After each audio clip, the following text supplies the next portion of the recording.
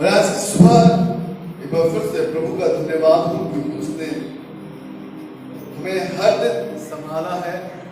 जिस प्रकार से एक माँ अपने बच्चों को संभालती है, जिस प्रकार से एक पिता अपने बच्चों को संभालता है, वो प्रतिदिन हमारी सुधि लेता है और वो प्रतिदिन वो हमें उठा कर रखता है। इसलिए परमेश्वर के नाम की महिमा हो। आज की सुबह मैं विशेष बातें जो है आपको बताना चाहूंगा और मैं आपको प्रभु के वचन से उत्साहित भी करना चाहता हूं आज की सुबह, क्योंकि आज इस बात को हमें समझना पड़ेगा कि परमेश्वर जो है वो महान है और वो अद्भुत काम करने वाला है। और ये परमेश्वर अपनी महानता और अपने अद्भुत काम तब करता है जब एक व्यक्ति अपने आप को उसके समीप समर्पित करता है। बाइबल बताती है कि बहुत ऐसे लोग हैं जो यीशु मसीह की चर्चा सुनकर यीशु के पास आते थे, क्योंकि यीशु मसीह आश्चर्यों को करता था, चिन्ह और चमत्कारों को क्या करता था। व्यवस्था इसी प्रकार बताती है, जब आप मरकुस की किताब को आप देखेंगे उसके 8वें अध्याय में, जहां पर एक स्त्री है जिसने यीशु मसीह की चर्चा सुनी और चर्चा सुनकर वो यीशु मसीह के पास आई। बाइबल बताती है कि वो यीशु मसीह के विषय में जाने। आज इस बात को आप समझिए, जिस प्रकार से उस स्त्री ने यीशु मसीह को जाना।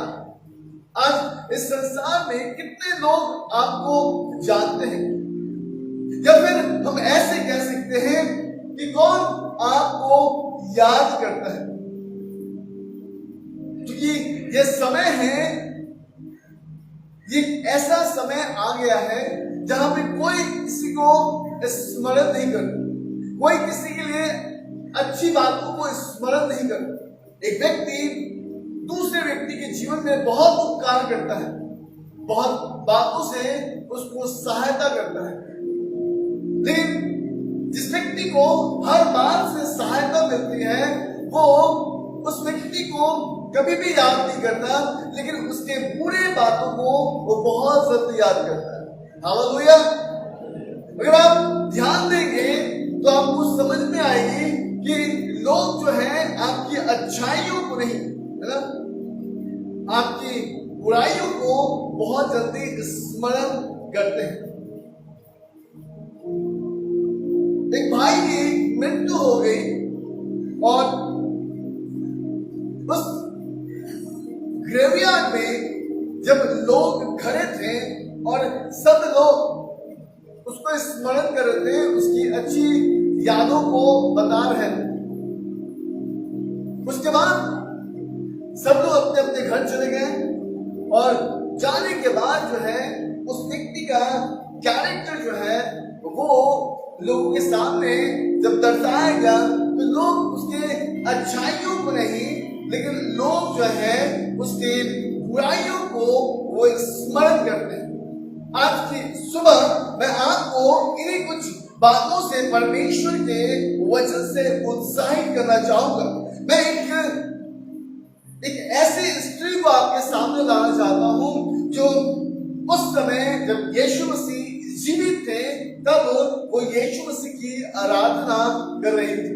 मेरे साथ आप निकाल सकते हैं मरकुस की किताब उसके 14 अध्याय और उसके 30वें वचन से हम लोग 9 वचन को देखेंगे। और बाइबल बताती है, वहां पे आप देख सकते हैं कि जब बेथनिया में यीशु मसीह एक कोढ़ी के घर, जो कोढ़ से चंगा हुआ था, जिसका नाम समौन था, बाइबल बताती है कि बेथनिया में समौन कोढ़ी के घर भोजन करने बैठा हुआ था, तब एक स्त्री संगमरमर के पात्र में जटामांसी का बहुमूल्य इत्र, शुद्ध इत्र लेकर आई और पात्र तोड़कर इत्र को उसके सिर पर उधेल दिया।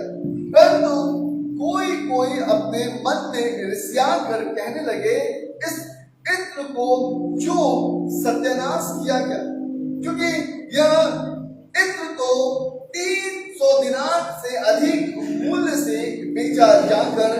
प्रकारों में बांटा जा सकता है। और वे उसको छिड़कने लगे। यीशु ने कहा, उसे छोड़ दो, उसे क्यों सताते हो? उसने तो मेरे साथ भलाई की है। कंगाल तुम्हारे साथ सदा रहते हैं और तुम जब चाहो तब उनसे भलाई कर सकते हो, पर मैं तुम्हारे साथ सदा ना रहूंगा। जो कुछ वह कर रही है जो कुछ वह कर सकी उसने किया। उसने मेरे गाड़ी जाने की तैयारी में पहले से मेरी देह पर इत्र मला है। मैं तुमसे सच कहता हूं कि सारे जगत में जहां कहीं सुसमाचार प्रचार किया जाएगा, वहां उसके इस काम की चर्चा भी उसके स्मरण में की जाएगी। अब आप ध्यान दीजिएगा, ये स्त्री जब वहां पे पहुंचती है, यीशु मसीह उस वक्त जीवित थे, वो मुर्दों में से जी नहीं उठे थे, उसकी मृत्यु नहीं हुई थी। उस घड़ी आप ध्यान दीजिए, बाइबल बताती है, जब आप मत्ती की किताब उसके 26 अध्याय उसके 13 वचन को आप पढ़ेंगे तो वहां पर लिखा है, मैं तुमसे सच सच कहता हूं कि सारे जगत में जहां कहीं ये सुसमाचार प्रचार किया जाएगा, वहां उसके इस काम का वर्णन भी स्मरण किया जाएगा। हर वो जगह इस स्त्री को स्मरण किया जाएगा जहां पर प्रभु यीशु मसीह के सुसमाचार का प्रचार किया जाएगा।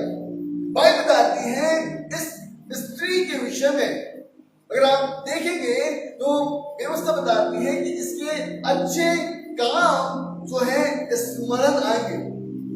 आप ध्यान दीजिएगा, पतरस ने पेंटेकोस्ट में जब प्रचार किया तो 3000 लोग प्रभु में आ गए। लेकिन कितने लोग पतरस के उस प्रचार को याद करते हैं? कितने लोग याद करते हैं? लोग याद करते हैं कि उसने यीशु मसीह को 3 बार इनकार कर दिया था। लोग उसके नेगेटिव बातों को याद करते हैं। कितने लोग इस बात को याद करते हैं कि दाऊद ने उस मिलाप वाले तंबू को, है ना, उस संदूक को जो साउल के हाथों से चला गया था और दाऊद ने उसे फिलिस्तीनियों के हाथों से छुड़ा के लेकर आया। कितने लोग याद करते हैं? लेकिन सब लोग इस बात को स्मरण करते हैं कि दाऊद ने एक भयानक पाप किया था बेतशेबा के साथ। कितने लोग इस बात को याद करते हैं कि योना जो था वो एक ऐसा भविष्यवक्ता था जो जहां जाता था लोग मन फिराते थे और उसके उपदेश के द्वारा लोग अपने जीवन में बचाए जाते थे। लेकिन मैक्सिमम लोग इस बात को स्मरण करते हैं कि योना जो था वो परमेश्वर की उपस्थिति से भाग गया था। हालेलुया। मेरी बातों को आप समझने की कोशिश कीजिएगा। बाइबल बताती है, अगर आप ध्यान देंगे, आदि पुस्तक को आप पढ़ेंगे तो लोग जो है, जब आदि पुस्तक स्टार्ट होती है तो लोग हवा के पाप को स्मरण करते हैं, ना कि उस बनाई हुई सृष्टि के द्वारा। परमेश्वर का धन्यवाद हो कि परमेश्वर ने हमें गुनाहों से क्षमा किया है। मैं आज की सुबह मैं आपको बताना चाहता हूं कि व्यवस्था इस प्रकार से बताती है कि हर एक व्यक्ति का काम स्मरण किया जाएगा। और जहां पर हम देख सकते हैं मरकुस की किताब उसके 14 अध्याय उसके 30 वचन से 9 वचन, और चाहे मत्ती की किताब उसके 26 अध्याय उसके 6 से 13 वचन को आप पढ़ेंगे तो आपको एक बात स्मरण में आएगी कि यीशु मसीह ने कहा कि ये स्त्री जो है हमेशा स्मरण की जाएगी। और प्रभु बात है कि इसके काम स्मरण किए जाएंगे। आज आप में से कितने लोगों का काम जो है स्मरण किया जाता है? आप कह सकते हैं कि आपके काम परमेश्वर में अच्छे हैं। बाइबल बताती है कि एक जगह आराधनालय में भेंट दी जा रही थी और सब लोग आकर वहां पे भेंट दे रहे थे। लेकिन वहां पे एक ऐसी स्त्री आई जो विधवा थी और जिसने अपने घटी में से उस भेंट में भेंट दिया, और बाइबल बताती है कि वो विधवा जो है स्मरण की गई, उसके काम स्मरण किए गए, क्योंकि उसने अपने घटी में से निकाल कर सब कुछ परमेश्वर के सम्मुख सौंप दिया था। हालेलुया।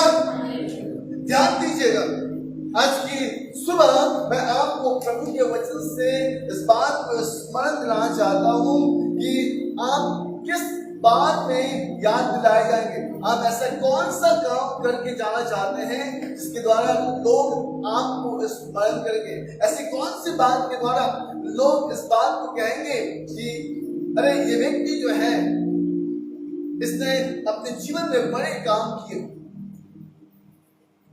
आप देखिएगा, संसार आपको कभी भी अच्छी बातों से स्मरण नहीं करता।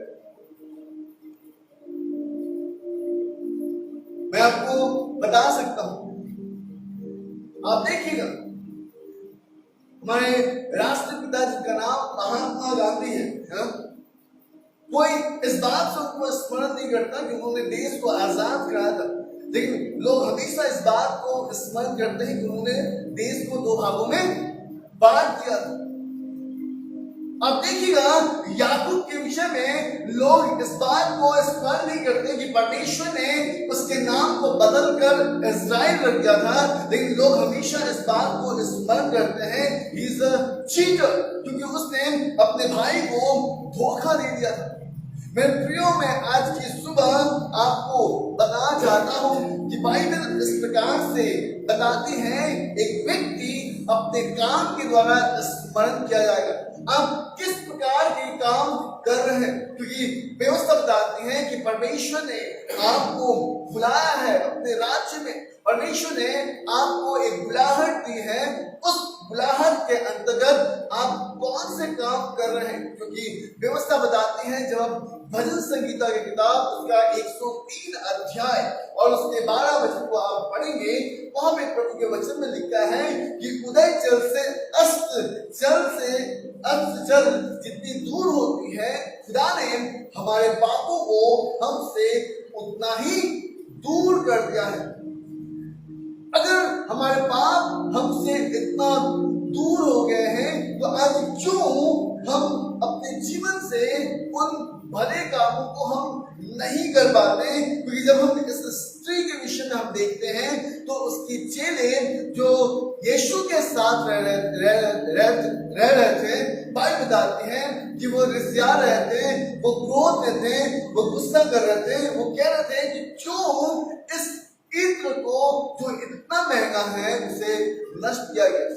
लेकिन बाइबल बताती है कि उस इत्र के द्वारा वो यीशु की आराधना कर रही थी। इसलिए देखिएगा, अब लिखा है कि बैतनिया में यीशु का अभ्यंजन, यानी कि उसकी आराधना करना। और वो स्त्री यीशु के पांव पर गिरकर अपने बालों से उसके पांव को पोंछ रही थी, और व्यवस्था बताती है कि वो उसकी आराधना कर रही थी। आज आप ध्यान दीजिए कि आप खुदा के सम्मुख कैसे आराधना करते हैं। इस बात को आप ध्यान दीजिए कि आज आप किस बात के द्वारा आप पहचाने जा रहे हैं। क्या सचमुच आज आपको देखने के द्वारा लोग इस बात को कहते हैं कि आप में एक ज्योति चमक रही है, आप खुदा के संतान हैं, आप यीशु मसीह के पीछे चलने वाले हैं? क्या ये बातें आपके जीवन से प्रकट हो रही है?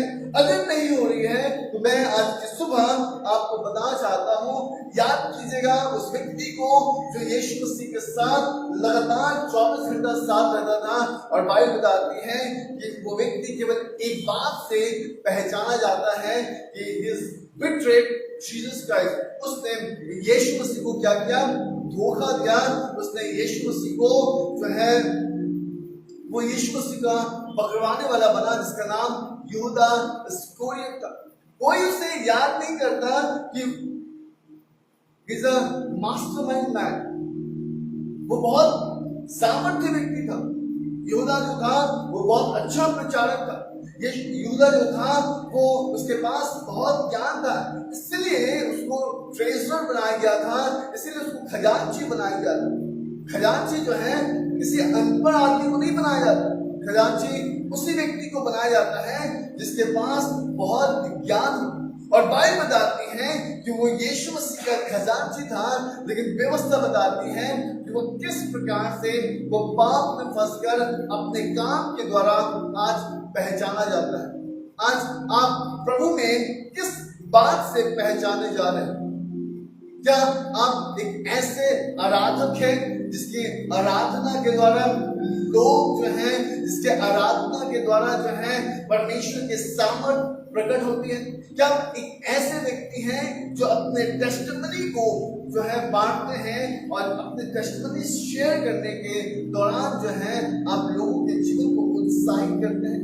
याद रखिएगा, परमेश्वर ने हमें एक गवाह बनाया है और हम केवल उसके गवाह हैं, क्योंकि आज हमारे जीवन में जो अद्भुत काम हुए हैं, जिसके द्वारा हम मसीह में आए हैं, जिसके द्वारा हम उसके बुलाहट को समझे हैं, अगर आज उस गवाही को अगर हम सटीक रीति से अपने जीवन में इस्तेमाल नहीं कर पा रहे हैं, इसका मतलब यह है कि याद रखिएगा, आप अपने काम के द्वारा पहचाने जाएंगे। क्योंकि बाइबल बताती है, मरकुस की किताब उसका 14 अध्याय उसके 9 वचन में लिखा है कि मैं तुमसे सच कहता हूं कि सारे जगत में जहां कहीं ये सुसमाचार प्रचार किया जाएगा, वहां उसके इस काम का वर्णन भी उसके स्मरण में किया जाएगा। उसके उस काम का वर्णन। आज आप कौन से काम आप मसीह में कर रहे हैं? क्योंकि याद रखिएगा, आप संसार में जो भी काम कर रहे हैं, जो भी काम आपसे आपके जीवन से निकल रहा है, मैं आपको बताना चाहता हूं, गलाती की किताब उसके 6 अध्याय उसके 7वें वचन को आप पढ़िएगा कि जैसा आप कार्य करेंगे वैसा ही आपके जीवन में प्रतिफल मिलेगा। बाइबल बताती है, पहला कुरिन्थियों की किताब उसके 15 अध्याय उसके 58 वचन में लिखा है कि मसीह में अपना काम करते जाओ क्योंकि तुम्हारा प्रतिफल बड़ा है। तुम्हें सब कुछ प्राप्त होगा, तुम सारे कुछ देख सकते हो, उन सारी बातों को आप स्मरण कर सकते हो। मैं आपके सामने आज बहुत से ऐसे कैरेक्टर्स को रख सकता हूँ। बाइबल में ऐसे बहुत से चरित्र हैं जो कह सकते हैं कि क्योंकि नकारात्मक दृष्टि की ओर बढ़ रहे थे और जिसके द्वारा उनके जीवन में कई ऐसी समस्या आई, कई ऐसी बातें आई जिसके द्वारा वो आत्मिकता में उठ नहीं पाए। बाइबल बताती है 39 वर्षों तक खुदावंद ने किस प्रकार से उनको प्रतिदिन भोजन कराया, प्रतिदिन उनको पानी दिया, प्रतिदिन उनके चप्पल जो पुराने हो गए थे उन चप्पलों को उसने बड़ा किया, उसके जो वस्त्र पुराने हो गए थे, खुदा प्रतिदिन उनके वस्त्रों को नया करता था। उनके जीवन में परमेश्वर जो है अद्भुत रीति से कार्य करता था। आज की सुबह मैं आपको बताना चाहता हूं कि जिस प्रकार से परमेश्वर उनके जीवन में काम कर रहे थे, उस प्रकार से उनके जीवन से रिस्पॉन्स नहीं मिल रहा था।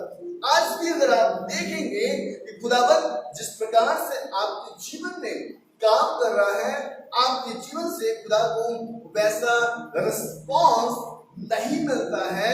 और यही कारण है कि जिस प्रकार से नए नियम में जब हम प्रेरित के काम में देखते हैं कि किस प्रकार से पतरस और यूहन्ना के समय, पहली शताब्दी के समय कलीसिया में बड़े चिन्ह और चमत्कार होते थे, आज कलीसियाओं में वो चिन्ह और चमत्कार जो है वो चूक हो गए हैं, वो चिन्ह और चमत्कार बंद हो गए हैं। उसका केवल एकमात्र कारण क्या है कि आज हमारे जो काम है वो सही रीति से परमेश्वर के सम्मुख नहीं आ पा रहे हैं। बाइबल इस प्रकार से बताती है कि खुदा ने हमारे गुनाह को उदय जल से लेकर, यानी कि जिस तरह से सूरज उगता है और जहां पे सूरज उगता है वहां तक, वैसे ही उसने हमारे गुनाहों को हटा दिया है, हमारे श्रापों को हटा दिया है। उसने हमें नया जीवन दिया है और इस जीवन को हमें समझने की जरूरत है। संक्षेप में मैं आपको बताना चाहूंगा एक व्यक्ति के विषय में। आप मेरे साथ खोल सकते हैं प्रेरित की किताब उसके 9 अध्याय को हम लोग पढ़ेंगे और उसके 1 से 6 वचन की ओर मैं आपका ध्यान आकर्षित करूंगा। साउल जो अब तक प्रभु के चेलों के ठिकाने हाँ और हाथ करने की उनमें था, पढ़ते जाइए। महायाजक के पास गया और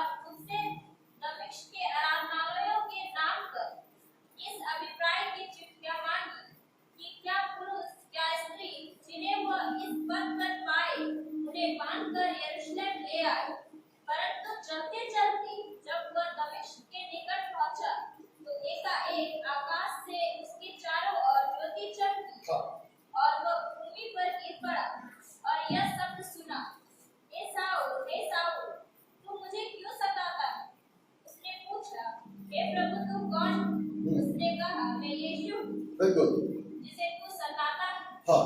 परंतु अब उठकर नगर में जा और जो तुझे करना है वह तुझसे कहा जाएगा। बिल्कुल। अब ध्यान दीजिएगा, जब हम 9 पद से 1 पद पढ़ते हैं, हम यहाँ पे देख सकते हैं कि साउल का हृदय परिवर्तन होता है। और हम संक्षेप में बहुत ब्रीफली हम इस साउल के इस दशा को हम देखेंगे। तो बाइबल बताती है, साउल जो अब तक प्रभु के चेलों को धमकाने और घात करने के धुन में था, महायाजकों के पास गया और उससे दमिश्क की आराधनालय के नाम पर इस अभिप्राय की चिट्ठियां मांगी कि क्या पुरुष क्या स्त्री जिन्हें वह इस पद पर पाए उन्हें बांध कर यरूशलेम ले आए।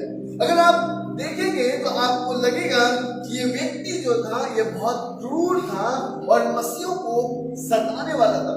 लेकिन मैं आपको बताना चाहता हूं कि इसको अगर आप ध्यान से देखेंगे तो ये वो व्यक्ति था जो एक बहुत धर्मी था और ये मूसा के दी हुई व्यवस्था के अनुसार निर्दोष था और ये मूसा की दी हुई व्यवस्था के अनुसार उस धार्मिकता के जीवन को व्यतीत करने की कोशिश कर रहा था।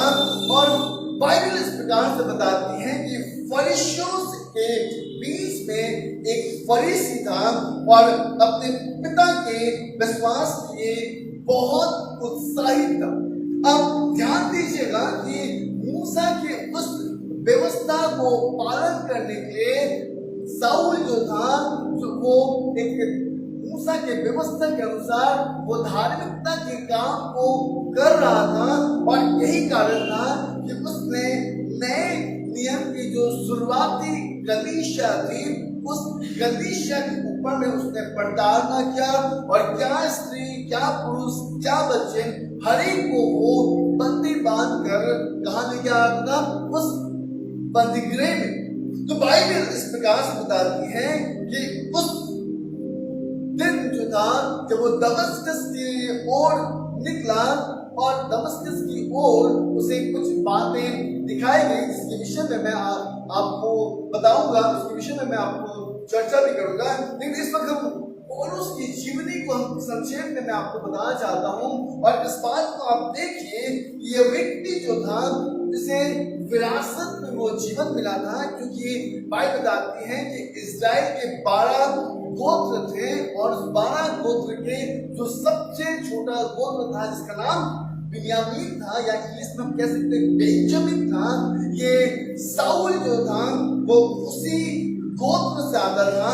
ये यहूदियों में का एक यहूदी था जो बिन्यामीन गोत्र से पैदा हुआ था। तीसरी बात हम देखते हैं, he is a well educated, वो एक बहुत अच्छा बहुत शिक्षित व्यक्ति था और बाइबल बताती है कि उस समय एक ऐसा शिक्षक था जिसका नाम गमलीएल था और बाइबल बताती है कि उस समय का सबसे महान और सबसे बड़े शिक्षक के पास जिसका नाम गमलीएल था, साउल उस जगह पे प्रशिक्षण को अर्थात सारी शिक्षाओं को प्राप्त करता है और वो उन शिक्षाओं में बढ़ता है जो मूसा के द्वारा दी गई शास्त्रीय फरीसियों को जो शिक्षाएं थी उन व्यवस्था के अनुसार पौलुस जो था वो बहुत सामर्थ्य था, वो बहुत अच्छा कह सकते हैं अच्छी तरह से उसने शिक्षा को ग्रहण किया था। इसलिए बाइबल बताती है कि वो व्यक्ति जो था वो अपने जीवन में बहुत वेल एजुकेटेड था। चौथी बात उसके जीवन से हम देखते हैं कि वो बहुत ही महत्वाकांक्षी था। वो अपने जीवन में हर एक बात को पूर्णता अर्थात संपूर्ण रीति से वो प्राप्त करना चाहता था। वो इस बात में महत्वाकांक्षी था कि जो 10 आज्ञाएं खुदा ने मूसा को जो सिनाई पर्वत पे दी थी, उन आज्ञाओं के कारण वह उन आज्ञाओं के साथ वह जीवन को व्यतीत कर सके। इसलिए अगर आप देखेंगे तो वहां पे पांचवें पद में माफ कीजिएगा, वहां पे दूसरे पद में लिखा है, और उससे दमस्कस की आराधना के नाम पर इस अभिप्राय की चिट्ठियां मांगी, क्या पुरुष क्या स्त्री जिन्हें वह इस पद पर पाए उन्हें बांध कर यरूशलेम लेकर आए। और यही महत्वाकांक्षा था कि वो मूसा के दी हुई व्यवस्था के विरोध में जो लोग आराधना कर रहे थे, उनको वो बांध कर बंदीगृह में लेके आ रहा। पांचवी बात देखते हैं कि उस व्यक्ति के अंदर में, साउल के अंदर में क्रूरता थी और घृणा से वो भरा हुआ था। वो किन बातों से लोगों से घृणा कर रहा था, किन बातों से कूद रहा था? ये उन बातों से कूद रहा था जो महायाजक की शिक्षाओं और मूसा के कानून के विरोध में जो लोग प्रभु की आराधना कर रहे थे, साउल उसके विरोध में था। और व्यवस्था बताती है ये पांच बातें साउल के जीवन में थी। लेकिन जब वो दमस्कस के मार्ग में जा रहा था, उस दिन व्यवस्था बताती है कि तीसरे पद में लिखा है, परंतु चलते चलते वह दमस्कस के निकट पहुंचा तो एकाएक आकाश से उसके चारों ओर ज्योति चमकी, वह भूमि पर गिर पड़ा और यह शब्द सुना, है साउल तू मुझे क्यों सताता है? उसने पूछा, हे प्रभु तू कौन है? उसने कहा, मैं यीशु हूँ जिसे तू सताता है, पर तू अब उठकर नगर में जा और जो तुझे करना है वो तुझसे कहा जाएगा। यहाँ पे हम तीन प्रमुख बातें देखते हैं कि सबसे पहले हम देखते हैं he saw the light, उसने क्या देखा था? एक ज्योति देखा। दूसरी बात हम क्या देखते हैं? he heard a God voice, उसने परमेश्वर की आवाज को सुना। और तीसरी बात देखते हैं कि परमेश्वर उसको कहते हैं कि परमेश्वर से कहते हैं छठे पद में, मैं तो अब उठकर नगर में जा और जो तुझसे करना है तुझसे कहा जाएगा। अर्थात बाइबल बताती है कि वुमेन कौन, अर्थात उसने अपने उस बुलाहट को समझा। आज की सुबह इस बात से मैं आपको प्रोत्साहित करना चाहता हूँ। एक व्यक्ति जो ज्ञान में निपुण था, एक व्यक्ति जो अपने जीवन में धार्मिकता का जीवन जी रहा था, एक व्यक्ति जो महत्वाकांक्षी था, एक व्यक्ति जो आत्मा से परिपूर्ण था, एक व्यक्ति जो क्रूरता और घृणा से भरा हुआ था। इस व्यक्ति के पास जब परमेश्वर की ज्योति पहुंची, इस व्यक्ति ने जैसे ही परमेश्वर की आवाज को सुना, वैसे ही इसने अपने बुलाहट को समझा। आज की सुबह मैं आपको बताना चाहता हूं, आप ध्यान दीजिएगा। इससे पहले जब योना भविष्यवक्ता के विषय में बात मैं कर रहा था, क्या योना भविष्यवक्ता इस बात को समझा कि परमेश्वर ने उसे निन्वे को बचाने के लिए बुलाया है? क्या इससे पहले जब मैं हवा के विषय में बात कर रहा था, क्या हवा ने इस विषय को समझने की कोशिश किया कि परमेश्वर ने क्यों उस वृक्ष के फल को खाने के लिए मना किया है? अब ध्यान दीजिएगा, क्या यहूदा इस बात को समझ रहा था कि परमेश्वर अर्थात यीशु मसीह जो चिन्ह और चमत्कारों को कर रहे हैं, जिसके विषय में निकोदेमुस कहता है कि हे रबी, हे गुरु, अगर परमेश्वर तेरे साथ ना हो तो तू इस चिन्ह और चमत्कारों को नहीं कर सकता। क्या यहूदा उस रात्रि के समय इस बात को सुनकर क्या इस बात को समझने की कोशिश कर रहा था? नहीं मेरे प्रियो, क्योंकि वह अपने काम में पड़ा हुआ था। आज ध्यान दीजिएगा, उसी प्रकार कलीसिया जो है वो अपने विचारधाराओं में पड़ी हुई है। कलीसिया उठकर परमेश्वर के पास आना नहीं चाहती। कलीसिया अपने हृदय को परिवर्तन नहीं करना चाहती। आज कलीसिया उस ज्योति को देख नहीं पा रही है, आज कलीसिया उस आवाज को सुन नहीं पा रही है और अपने बुलाहट को नहीं समझ पा रही है।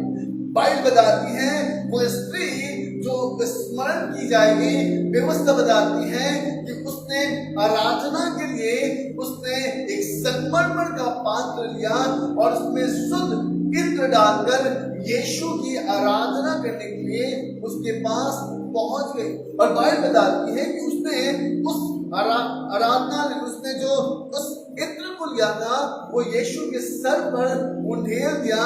और बाइबल बताती है कि उसने अपने अपने बालों से उसके पांव को पोंछ रही। अगर आप इसके कार्य को आप देखेंगे तो आपको एक बात समझ में आएगी कि इसने किसी भी प्रकार का किसी भी मनसा को अपने मन में नहीं रखा था। ये केवल वहां पे इसलिए पहुंची थी कि वो खुदा की आराधना कर सके। और बाइबल बताती है कि उसके इस कामों को देखकर यीशु मसीह ने कहा कि जहां कहीं भी मेरा सुसमाचार प्रचार होगा वहां पे इस स्त्री के काम जो है स्मरण की जाएगी। बाइबल बताती है स्त्री स्मरण नहीं की जाएगी लेकिन उसके काम स्मरण किए जाएंगे। आज व्यवस्था बताती है कि एक व्यक्ति अपने काम के द्वारा पहचाना जाता है। नीति वचन की किताब में लिखा है, याकूब की किताब में लिखा है, एक व्यक्ति अपने जीवन के द्वारा स्वर्ग जाता है और अपने जीवन के द्वारा नर जाता है। आज आपके काम जो है वो आपको परमेश्वर की ओर लेके जाएगा या फिर आपका काम जो है वो आपको परमेश्वर से दूर लेके चला जाएगा। बाइबल बताती है एक व्यक्ति अपने जीवन में बहुत सी परिस्थितियों से गुजरता है, लेकिन इस बात को आप समझिएगा, कई बार हम अपने जीवन में इस बात से फंस कर रह जाते हैं कि हम जो है हम बदल नहीं सकते, हम गुनाह के जीवन से छूट नहीं सकते। लेकिन एक बात आप समझिए, आप जब तक इस जीवन में जी रहे हैं, याद रखिएगा आपसे आपके पास जो है नेगेटिव बातें आएंगी, आपके जीवन में बहुत से प्रलोभन आएंगे, आपके जीवन में बहुत से टेम्पटेशंस आएंगे। लेकिन अगर आप उस टेम्पटेशन में गिर जाते हैं, आप देखिएगा अदन की वाटिका में वो पेड़ रखा गया था, क्यों रखा गया था? परमेश्वर उस पेड़ को नहीं रखता तो आज ऐसा गुनाह ही नहीं होता, है कि नहीं? लेकिन वो दो पेड़ रखे गए थे। आप जब तक जिंदा रहोगे ना, है ना, तब तक प्रलोभन आपके जीवन में आते रहेंगे। जहां पर मिठाइयां रहती है वहां पे क्या आते हैं? मक्खियां आती हैं, आते कि नहीं आती? क्यों आती है? क्यों भिन आती है? क्योंकि मक्खियां मिठाइयों के पास ही आएंगी। लेकिन आपने देखा है कि स्वीट शॉप में, मिठाई की दुकान में किस प्रकार से मिठाई को जो है अब एक मक्खियां आती हैं, लेकिन फिर भी एक शॉपकीपर जो है उन मक्खियों को मिठाई पर बैठने नहीं देता, है कि नहीं? क्योंकि अगर वो बैठ गई तो मार्केट में कोई खरीदेगा क्या? कस्टमर लेगा उसको? कोई भी नहीं लेगा, है ना? यानी कि मक्खियां बैठ गई उन मिठाइयों के ऊपर में, यानी कि वो मिठाई खराब हो गया। भैया बैठ जाइए, बैठिए। जैसे ही मक्खियां, है ना, बैठेंगी वो मिठाई खराब हो जाएगी। आपके जीवन में भी ऐसे ही बहुत सी मक्खियां आएंगी, ऐसे ही बहुत सी प्रॉब्लम्स आएंगे, ऐसे बहुत से टेम्पटेशन घूमते रहेंगे।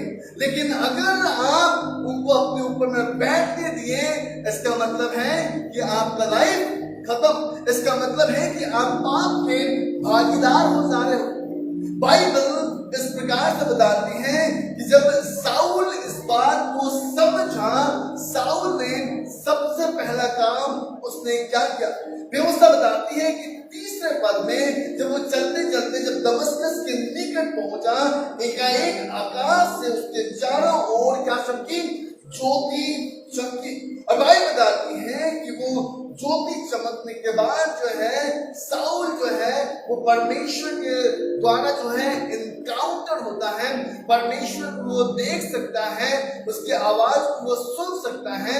और बाइबल इस प्रकार से बताती है, when he saw the light he fall from the horse, जैसे ही उसने ज्योति को देखा वो घोड़े से नीचे उतर गया, क्योंकि उसे कुछ भी नहीं दिख रहा। अगर आज आप प्रभु में होने के बाद भी आपको बहुत कुछ दिखता है, तो इसका मतलब यह है कि आप बहुत कुछ देख रहे हैं लेकिन आपको कुछ नहीं दिख रहा। इसका मतलब यह है कि अगर आपको बहुत कुछ दिख रहा है, मेरा कहने का मतलब यह है कि आप बहुत कुछ देख रहे हैं लेकिन आपको यीशु मसीह नहीं दिख रहा। याद कीजिएगा, जब एक व्यक्ति, कुछ लोग एक व्यक्ति को लेकर यीशु मसीह के पास आते हैं, है ना, और जब यीशु मसीह कहते हैं कि प्रभु तो इसको चंगा कर दे, उस व्यक्ति से यीशु मसीह पूछते हैं, बता मैं तेरे लिए क्या करूं? उसने कहा, प्रभु मैं देखना चाहता हूं। यीशु मसीह ने धूप से मिट्टी सानी उसकी आंखों पे लगाया और कहा कि देख अब तुझे क्या दिखाई देता है। उसने कहा कि मुझे जो है एक पेड़ दिखाई दे रहा है, मनुष्य सा एक पेड़ चलता हुआ दिखाई दे रहा है। जैसे ही उसने ये बात कही कि मुझे एक पेड़ मनुष्य से चलता हुआ दिखाई दे रहा है, यीशु ने दोबारा उसके आंखों पे उंगलियां रखी और जब उसकी आंखें खुली और फिर यीशु ने पूछा तुझे क्या दिखता है, वो आनंद के साथ कहता है कि मुझे सब कुछ दिखाई देता है।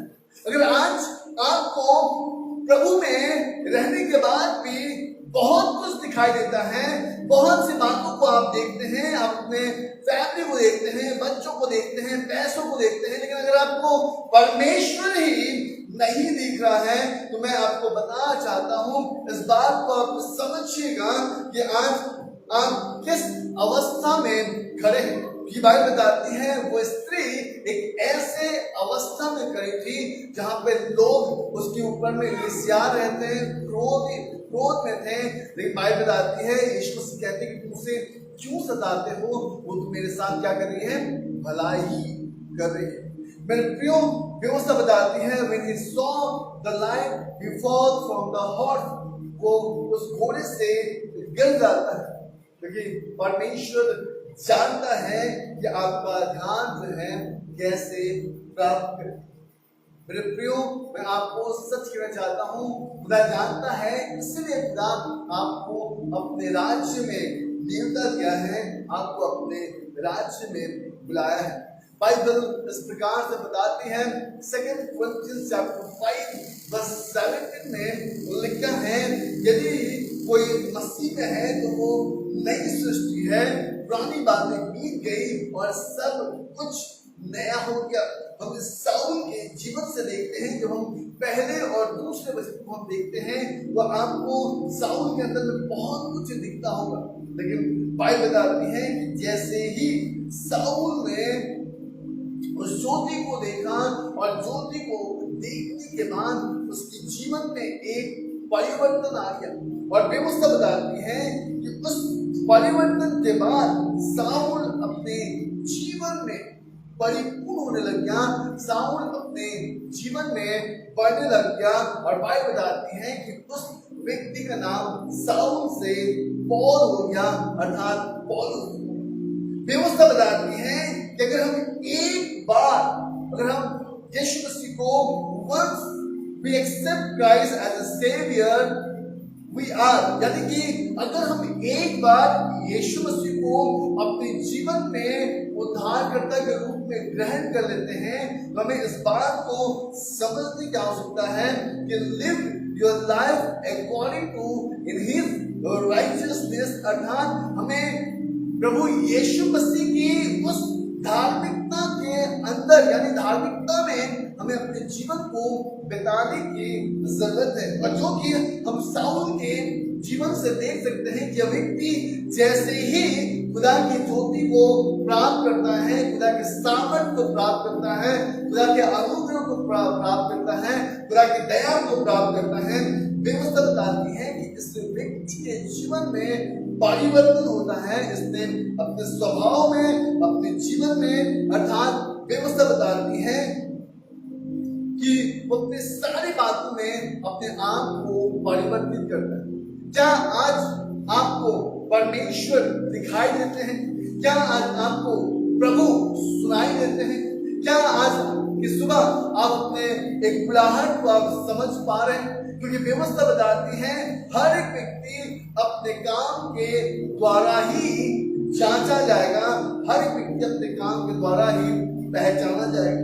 इसलिए आप देखिएगा पौलुस जो है हाथ जोड़कर विनती करते हैं। रोमियो की किताब उसके 12वें अध्याय उसके पहले और दूसरे वचन में लिखा है कि इसलिए हे भाइयों, मैं तुमसे परमेश्वर की दया स्मरण दिलाकर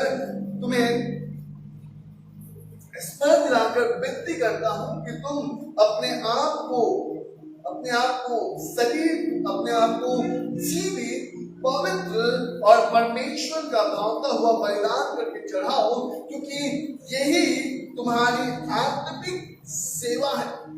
एक व्यक्ति जो प्रभु में है, बाइबल बताती है कि वो नई सृष्टि है, उसे अपने जीवन में जीवित होने की आवश्यकता है। वहां पे लिखा है अपने शरीर को जीवित, पवित्र और परमेश्वर का भावता हुआ बलिदान करके चढ़ाओ, यही तुम्हारी सेवा है।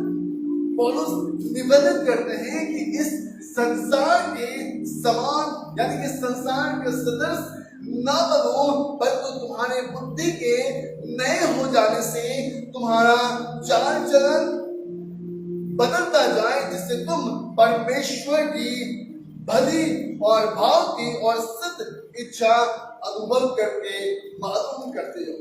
बाइबल इस प्रकार से बताती है कि पौलुस निवेदन करते हैं कि देखो, जब मुझ पर ज्योति चमकी और जब मैं प्रभु में आया, तो सबसे पहले मैंने अपने शरीर को जीवित किया, दूसरी बात मैंने अपने शरीर को पवित्र किया, तीसरी बात परमेश्वर जैसा चाहता था मैंने अपने आप को वैसा ही किया। मैंने संसार की ओर बढ़कर अपने आप को फिर से संसार के समान नहीं बनाया, क्योंकि मेरी जब बुद्धि नहीं हो गई तो मेरा चाल और मेरा चलन भी बदलता रहा, और जिसके द्वारा मैंने अपने आप को परमेश्वर के लिए भली और भांति और परमेश्वर के सिद्ध इच्छा के अनुसार मैंने काम करना आरंभ किया। और बाइबल बताती है कि जब पौलुस ये सारे बात जब पौलुस के अंदर में आए, बाइबल बताती है कि जो काम चेलों ने नहीं किया, वो काम पौलुस ने अपने जीवन से किया। व्यवस्था बताती है कि पूरे नए नियम को आप पढ़ो, इस पूरे नए नियम में आपको एक बात दिखेगी, he is the only one who wrote 14 books। उसने वो केवल एक ही व्यक्ति है जिसने 14 किताबों को, जो पवित्र आत्मा के प्रेरणा के द्वारा और कलीसिया की शिक्षा के द्वारा किया गया है। एक व्यक्ति जब परिवर्तन होता है, उसके हर दिशा में परिवर्तन दिखाई देना चाहिए।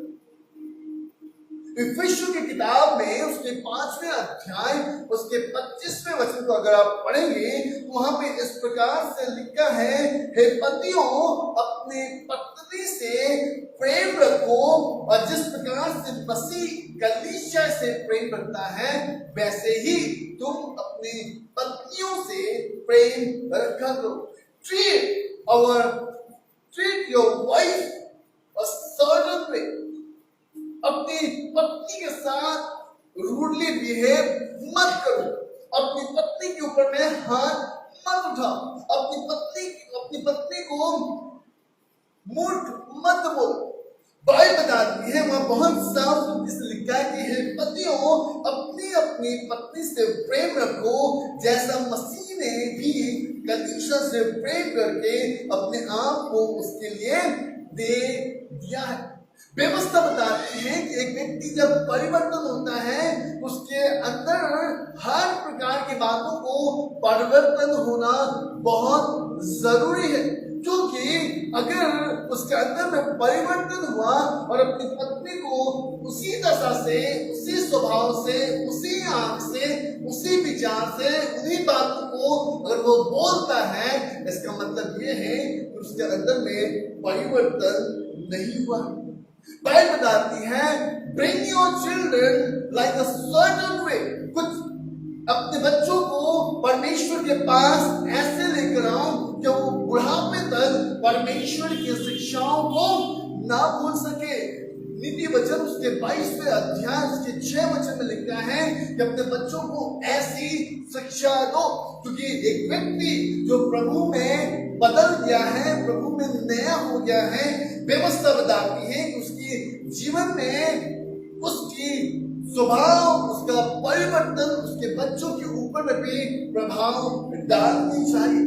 एक व्यक्ति जो प्रभु में परिवर्तन हो गया है, उसको परमेश्वर के वचन के अनुसार, दूसरा तिमुथी की किताब उसके 2 अध्याय उसके 15 वचन को आइए हम पढ़ेंगे, और वहां पे लिखा है 2 तिमुथी चैप्टर 2 वर्स 15 को, अपने आप को परमेश्वर का ग्रहण योग और ऐसे काम करने वाला ठहराने का प्रयत्न कर जो लज्जित होने ना पाए। बाइबल बताती है कि अपने आप को ऐसा सौंपो, अपने जीवन में ऐसा काम करो कि तुम्हें लज्जित होना ना पड़े। और तभी संभव है जब वो व्यक्ति जब नया हो गया है, जब प्रतिदिन परमेश्वर के वचन को वो पढ़ता है, प्रतिदिन जब वो परमेश्वर के वचन को खाता है, प्रतिदिन वो परमेश्वर के वचन को अपने जीवन में स्मरण करता है। क्योंकि व्यवस्था बताती है, भजन संगीता की किताब उसके पहले अध्याय को अगर आप पढ़ेंगे और उसके दूसरे वचन को आप पढ़ेंगे तो वहां पे लिख रहा है कि धन्य है वो व्यक्ति जो परमेश्वर के व्यवस्था को मानता है और उस व्यवस्था पर चलता है। क्यों धन्य है, क्यों आशीषित है? क्योंकि वो व्यक्ति अपने जीवन में खड़ा निकलेगा। वो व्यक्ति जो है, क्योंकि वो परमेश्वर के वचन को स्मरण करता है, परमेश्वर के वचन पर रात दिन ध्यान रखता है। वहां पर लिखा है परंतु व्यवस्था से, परंतु यहोवा की व्यवस्था से प्रसन्न रहता है, उसकी व्यवस्था पर रात दिन ध्यान रखता है। और यही कारण है कि उस व्यक्ति के अंदर, उस व्यक्ति के अंदर में परमेश्वर नए काम करता है। आज की सुबह मैं आपको खुदा के कलाम से उत्साहित करना चाहता हूं और मैं आपको बताना चाहता हूं कि जिस प्रकार से ज्योति चमकी और पौलुस का जीवन बदल गया, व्यवस्था बताती है, उसी प्रकार हर एक व्यक्ति परमेश्वर में बुलाया गया है। यशायाह की किताब उसके 43वें अध्याय उसके पहले वचन में इस प्रकार से लिखा है कि परमेश्वर ने आपको एक कॉल किया है और उसने कहा है कि तू मेरा ही है। इसलिए व्यवस्था बताती है कि जब एक व्यक्ति के ऊपर में ज्योति चमकती है, जो प्रभु की बुलाहट को देखता है, जो प्रभु को स्मरण करता है, तो उसके अंदर में कुछ सर्टन वर्क होने की जरूरत है।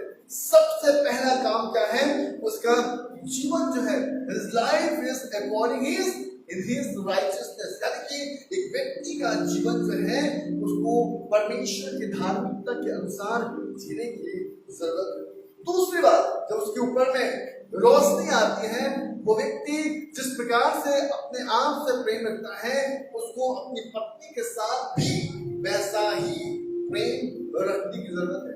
तीसरी बात, उसे अपने बच्चों को एक ऐसा मार्ग दिखाने की जरूरत है कि बुढ़ापे तक वो बच्चे परमेश्वर के मार्ग को ना भूल सके। चौथी बात, उसे हर दिन अपने जीवन से परमेश्वर के कामों को ऐसे प्रकट करने की जरूरत है, उसके वचन को ऐसे अपने जीवन में ग्रहण करने की जरूरत है ताकि वो कोई भी काम के द्वारा लज्जित ना हो सके। पांचवी और आखिरी बात, बाइबल बताती है उस व्यक्ति को निरंतर प्रार्थना करने की जरूरत है। यानी कि जिस प्रकार निरंतर प्रार्थना का मतलब, यहाँ तो 2 मिनट हमसे प्रार्थना नहीं होता है ना। खाने के लिए भी अगर 2 से 3 मिनट प्रार्थना हो गया तो सामने वाला बुराई लगता है, खाने में भी इतना लंबा प्रार्थना। और बाइबल बताती है पहला थिस्सलुनीकियों उसके 5:16 या 17 में लिखा है कि निरंतर प्रार्थना करते रहो। और हम कुरकुराने लगते नहीं इतनी लंबी प्रार्थना, और प्रभु यहाँ पे कह रहे हैं कि निरंतर प्रार्थना करते रहो। इसका मतलब क्या है? निरंतर प्रार्थना करने का मतलब क्या है? आप अपने जीवन में एक काम निरंतर करते रहते हैं। वो कौन सी काम?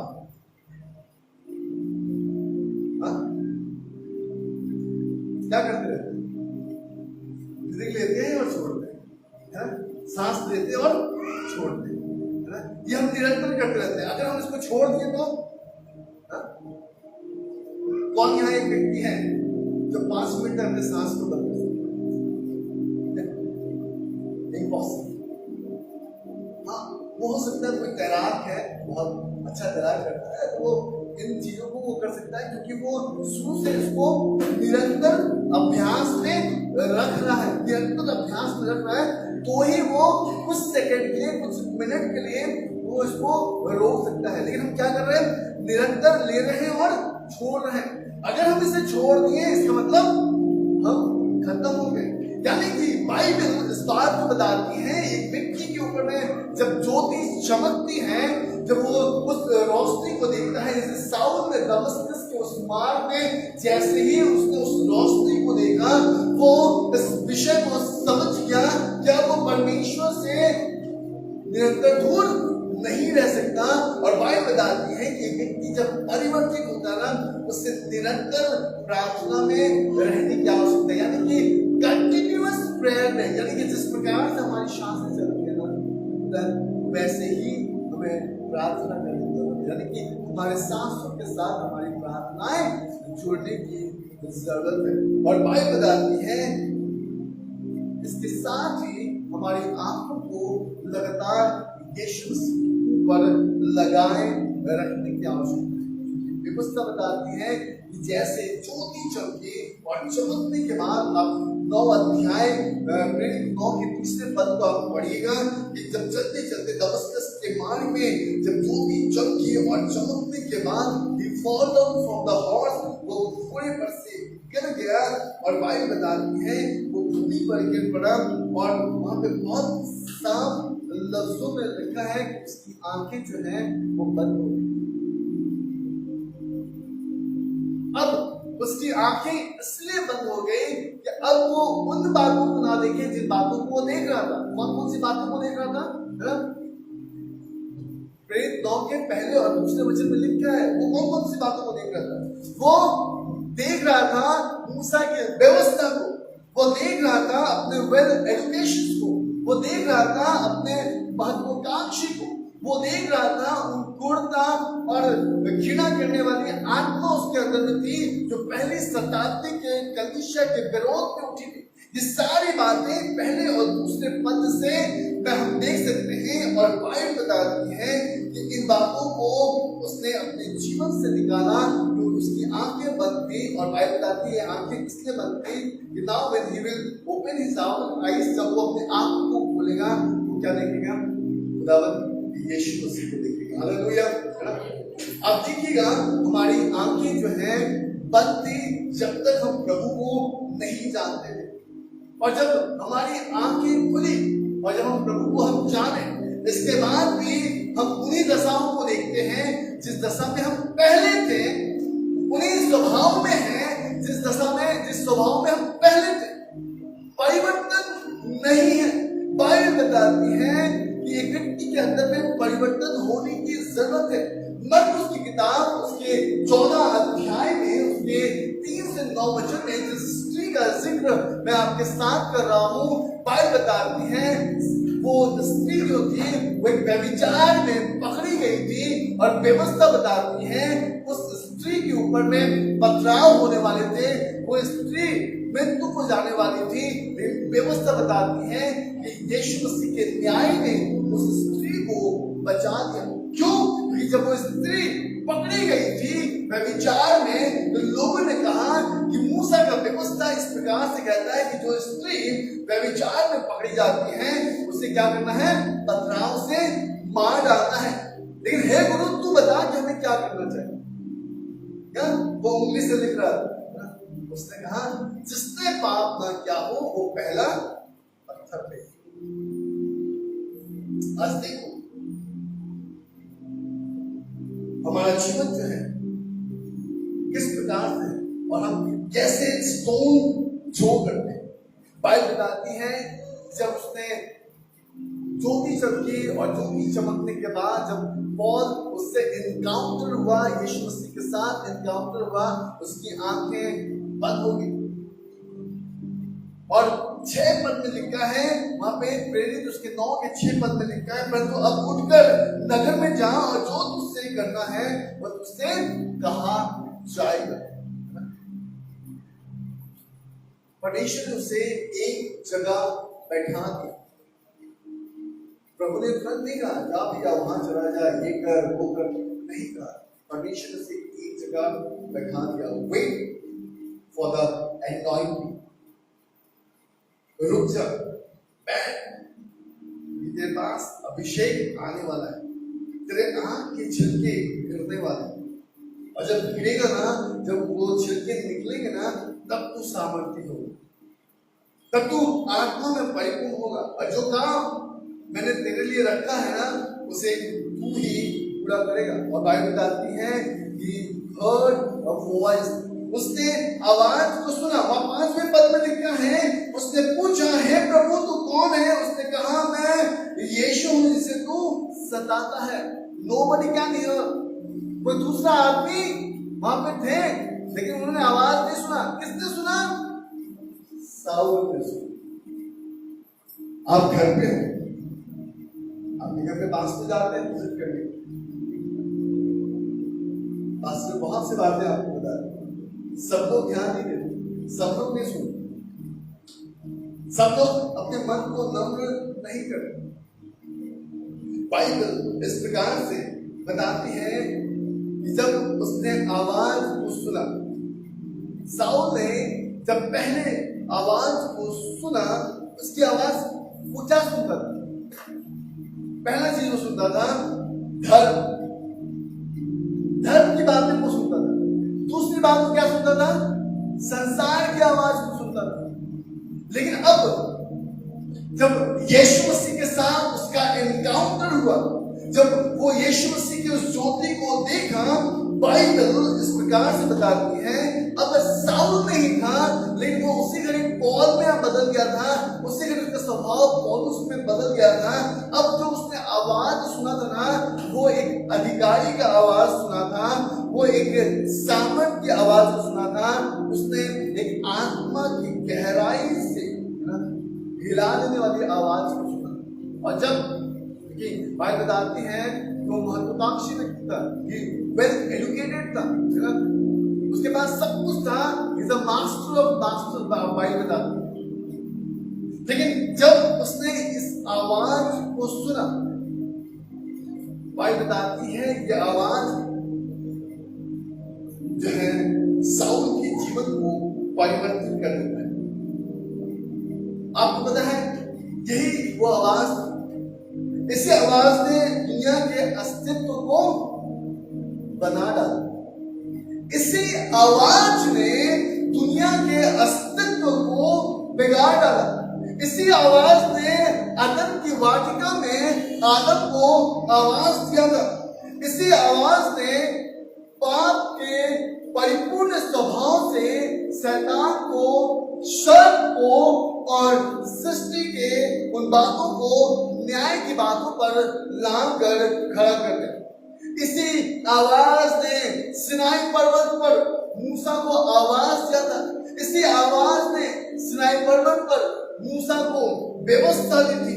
इसी आवाज ने लाजर को मुर्दों से जिला दिया था। इसी आवाज ने बाइबल बताती है कि विधवा के बेटे को उसने मुर्दों से जिला दिया। ये वही आवाज थी जो पौलुस के कानों में पहुंचती है। बाइबल बताती है जब वो आवाज स्वर्ग से आई तो साउल जानता था यह कोई साधारण आवाज नहीं है। और बाइबल बताती है when he heard the voice of Jesus Christ, जब उसने उस आवाज को सुना, व्यवस्था बताती है कि वो आवाज वो थी वह साउल के जीवन को परिवर्तित करने वाली थी।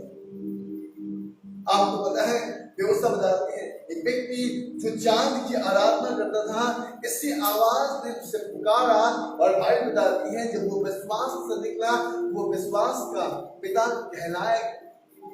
When he heard a voice of God, Bible बताती है कि उसने विश्वास के साथ अपने जीवन को निर्धारित किया। व्यवस्था बताती है book of Genesis chapter 17 verse 1 को आप पढ़िएगा, वहां पे अब्राहम को एक कॉल मिलता है, एक सुधारने की एक सलाह मिलती है और परमेश्वर उससे कहते हैं हे अब्राहम मेरी उपस्थिति में चल और सिद्ध होता जा। इसका मतलब यह है बाइबल बताती है अब्राहम गलत था, अब्राहम गलत दिशा में जा रहा था और इसलिए परमेश्वर ने उसे आवाज दिया और कहा कि अब्राहम मेरी उपस्थिति में चल और सिद्ध होता जा। आज हो सकता है आप में से कई ऐसे लोग परमेश्वर के मार्ग में नहीं है, लेकिन बाइबल आज आपसे एक बात पुकार कर कहती है और वो ये है कि उसकी उपस्थिति में चल और सिद्ध होता जा। अब्राहम वो व्यक्ति था जिसने परमेश्वर के बात को ठुकरा दिया, जिसने इसहाक को छोड़कर इस्माइल को अपने जीवन में लेकर आया। हो सकता है कि आप भी परमेश्वर की कई बातों को आपने ठुकरा दिया हो सकता है कि कई बार आपने पवित्र आत्मा की आवाज को सुनकर उस आवाज को आपने इग्नोर कर दिया होगा, आपने रिजेक्ट कर दिया होगा, लेकिन आज वो घड़ी है कि आप परमेश्वर की आवाज को सुनकर फिर से आप उनको रिस्पॉन्स कर सकते हैं। Because when he saw the light, he changed his life. When he heard the voice of God, Bible बताती है कि उसने जान लिया था ये कोई मामूली व्यक्ति का आवाज नहीं है, ये कोई मनुष्य मुझसे बातचीत नहीं कर रहा, ये साधारण आवाज नहीं है।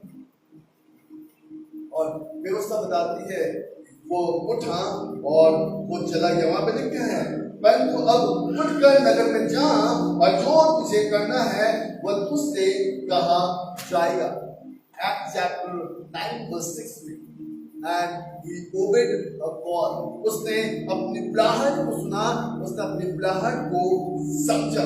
बाइबल बताती है वहां पे कि जब उसने अपनी बुलाहट को समझा वो उठकर चला गया। सामने पद में लिखा है जो मनुष्य उसके सामने वे अवाक रह गए क्योंकि सब तो सुनते थे परंतु किसी को देखते ना थे। तब साउल भूमि पर से उठा परंतु जब आंखें खुली तो उसे कुछ दिखाई न दिया और वे उसके साथ हाथ पकड़ के दमिश्क में ले गए और वहां 3 दिन तक देख न सका और ना खाया और ना पिया।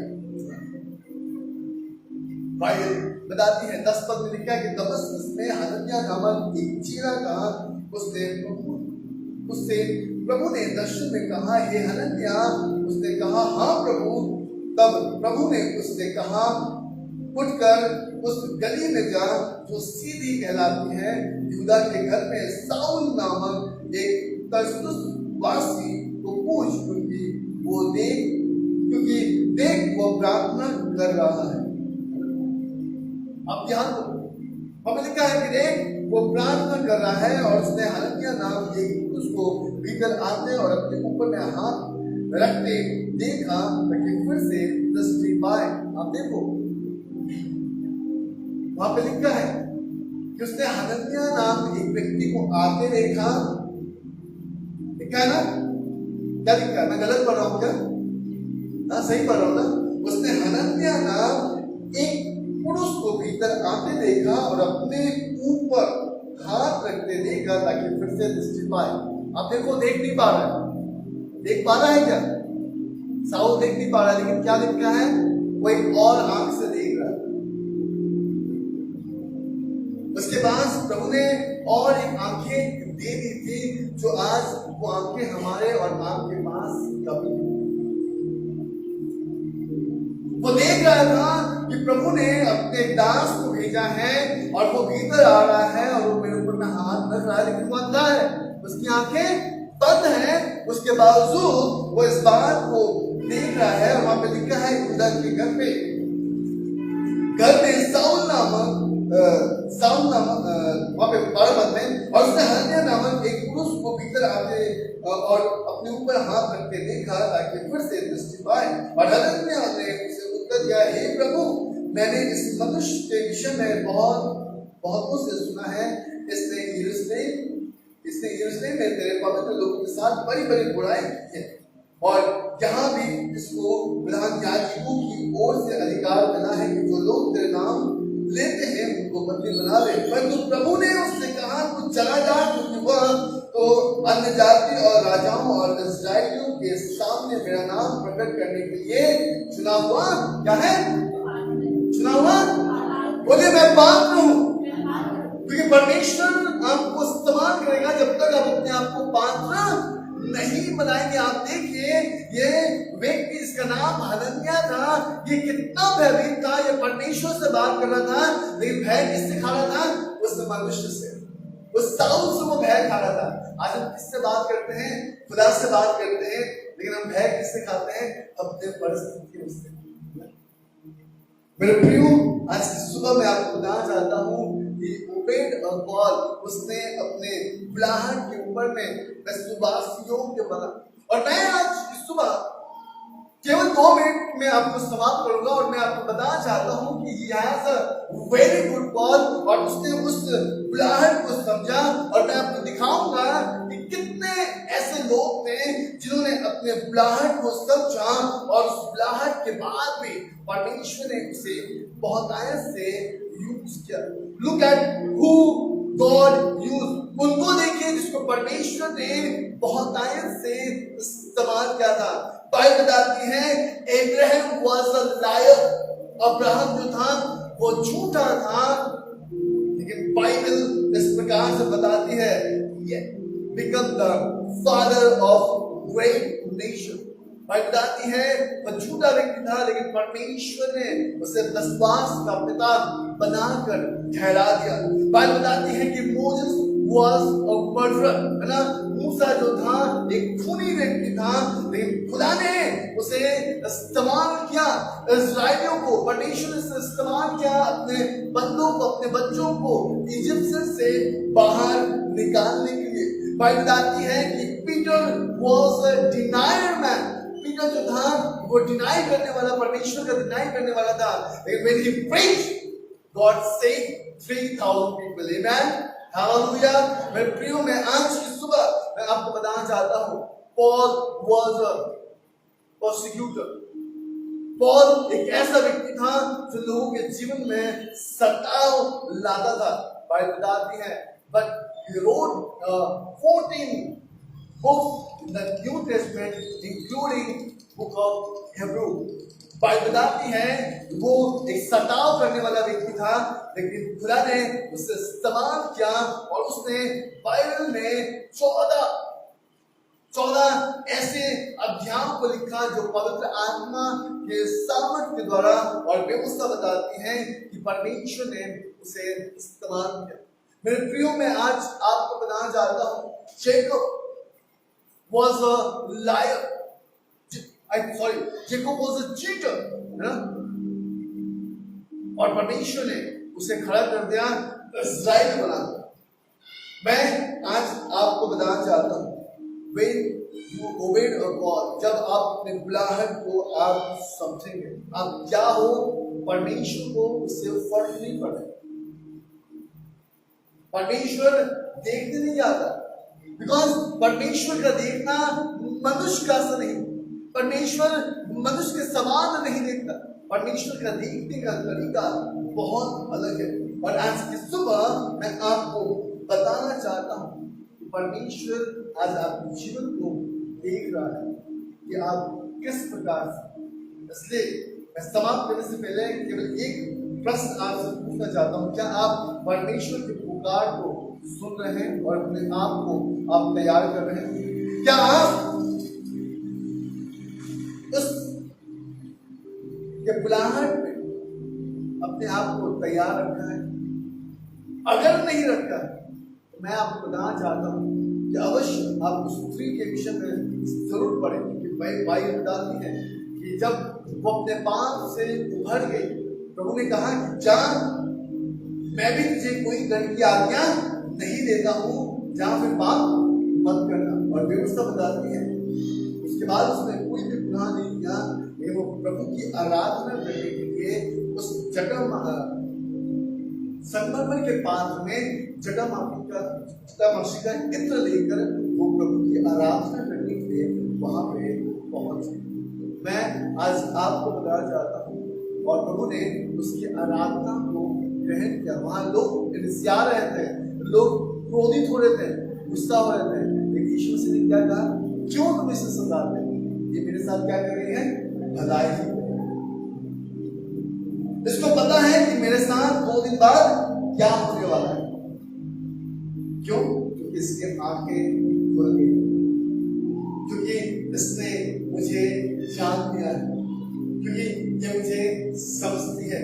बाइबल बताती है साउल की भी कुछ ऐसी दशा थी।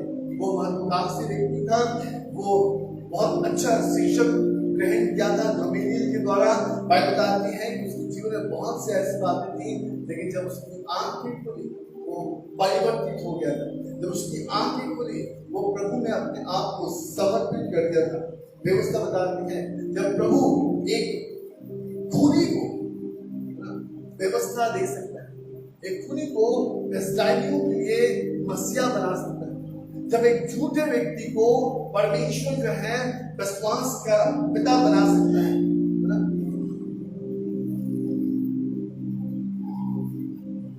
एक व्यक्ति जिसने परमेश्वर को 3 बार इनकार किया, परमेश्वर उसके द्वारा हजारों को बचा सकता है। एक व्यक्ति जो प्रभु को सताता था, बाइबल बताती है खुदा ने उसके द्वारा अपने सामर्थ्य वचन लिखवाए। तो मैं आज आपको एक बात बताना चाहता हूँ, लेकिन आज हम अपनी बुलाहट को समझ लें तो खुदा हमारे साथ क्या करना चाहता है, खुदा हमें कहाँ लेकर जाना चाहता है। हालेलुया।